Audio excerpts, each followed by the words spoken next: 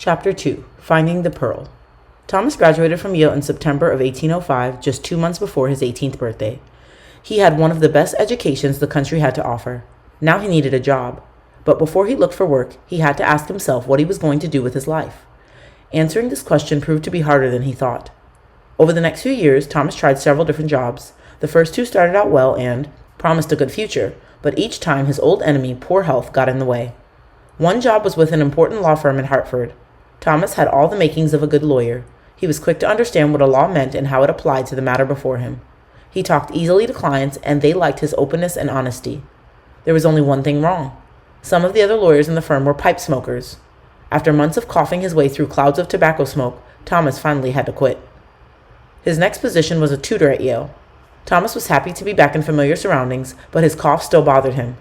Doctors told him to spend more time outdoors where the fresh air would soothe his lungs and make his breathing easier. Thomas knew he must restore his health before he did anything else, so once again he resigned. His dreams of doing something important would just have to wait. Sometimes it seemed to Thomas that his life was moving backward instead of forward. To make things worse, he believed that he had fallen into some bad habits. Ashamed of enjoying himself too much at a party, Thomas vowed he would give up dancing and other such merrymaking for the rest of his life. "I am languid and cold and slothful," he complained. He thought that he was insincere and proud and vain as well. No one could be harder on Thomas than Thomas himself. Around this time, he heard about a job with a company that made everything from tools to trinkets. They needed a door-to-door salesman in the backwoods of Kentucky and Ohio. The only way to travel from place to place was on foot or horseback. Thomas took the job. Country lanes and remote farmhouses were a welcome change from the noise of towns and the stale air of offices. When he knocked on a door ready to peddle his wares, Thomas looked like a friendly elf in a fairy tale, with a big smile on his face and a bag of surprises slung over one shoulder. It was only a matter of seconds before the children of the family were crowding onto the bare floor around his feet, impatient to see what was in the bag. There might be a handful of colored ribbons to tie up a girl's hair, or a satin bow to dress up her well-patched pinafore. There was always a jackknife for a boy who liked to pry and peel and whittle. The heavy lump at the bottom of Thomas's sack might be a shiny new cook-pot for the lady of the house, or a gold-trimmed clock for the corner shelf.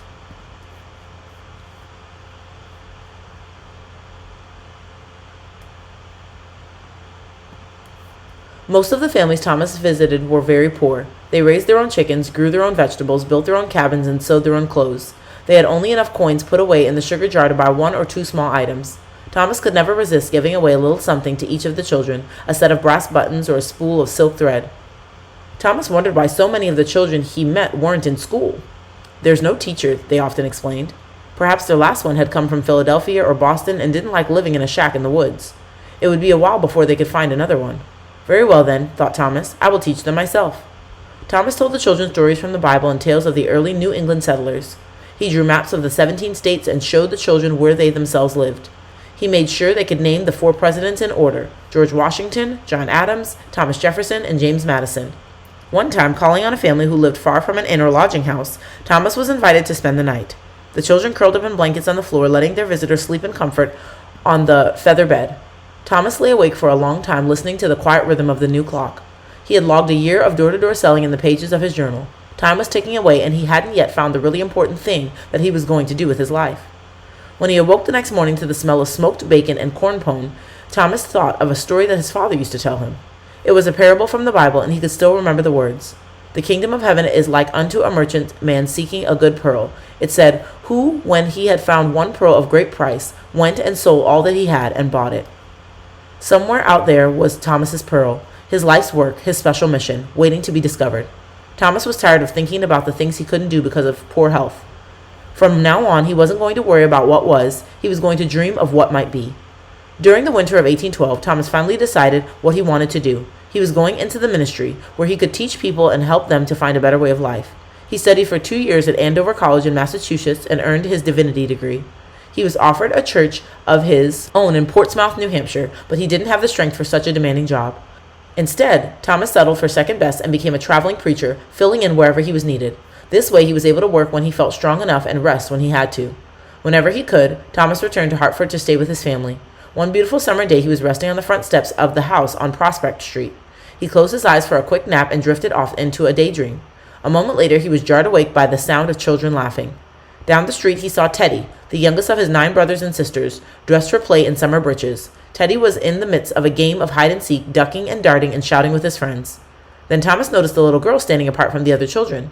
She didn't look as if she had been playing. Her long, yellow curls lay neatly in place, and the ruffles of her starched pinafore were still freshly ironed. Thomas guessed that she must be about 9 years old. How well he remembered himself at that age, standing outside the circle of children, watching the games he couldn't play. Why didn't she join in? He wondered. There didn't seem to be anything wrong with her.